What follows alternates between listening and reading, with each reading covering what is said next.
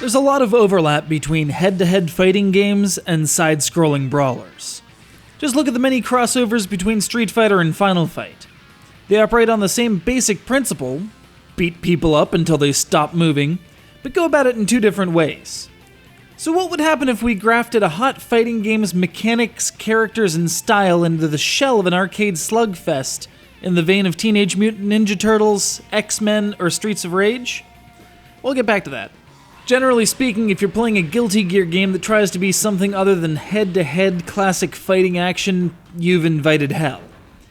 Isuka tried expanding the field to allow 4-player fights, but doing so required adding in a separate button to turn around, an absolute abomination in the eyes of the fighting game fanbase.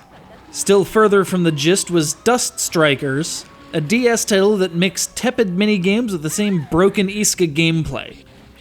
But tucked away in a corner of Isuka was a cute idea. Boost Mode, you guessed it, side-scrolling action beat-em-up. It was an interesting novelty, some would call it the game's only saving grace. And thus later, onto the PSP came Guilty Gear Judgement, a reworked interpretation of that shining idea, with better controls, a massive story, ad hoc multiplayer, more game modes, and Guilty Gear XX Sharp Reload included on the disc. That's quite a lot of bark, but does it have bite? You bet your Bridget it does. As demonstrated here by Ino rocking out her Johnny Cash look, it plays just like Guilty Gear, but with a streamlined moveset designed for more effective brawling.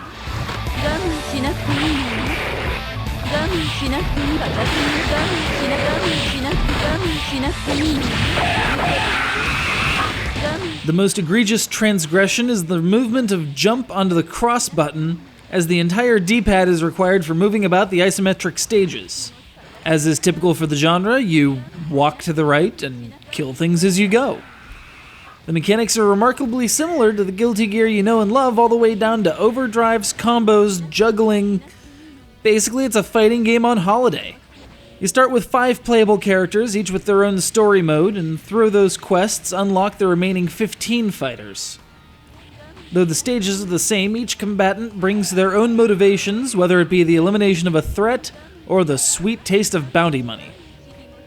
As mentioned before, you can join with a friend and bring 2 to tango in the Midnight Carnival, as beat-em-ups should be. In addition to the story mode, there's a survival challenge which gives you 1 life, stage after stage of oncoming hostiles, and a high scoreboard. Because what else do you need, really? That's still not enough for you? Well then, how about a port of one of the best fighting games ever made? Though the sprites look kinda bloated on the smaller PSP screen, the action's all there. Even justice. It's good old Guilty Gear the way it was meant to be, with tight responsive action, a bevy of game modes, and one of the greatest metal soundtracks ever to grace a video game. Either of these would be a worthwhile acquisition in their own right, and getting 2 for the price of 1 is a combo you just can't block. I mean, you just can't pass up.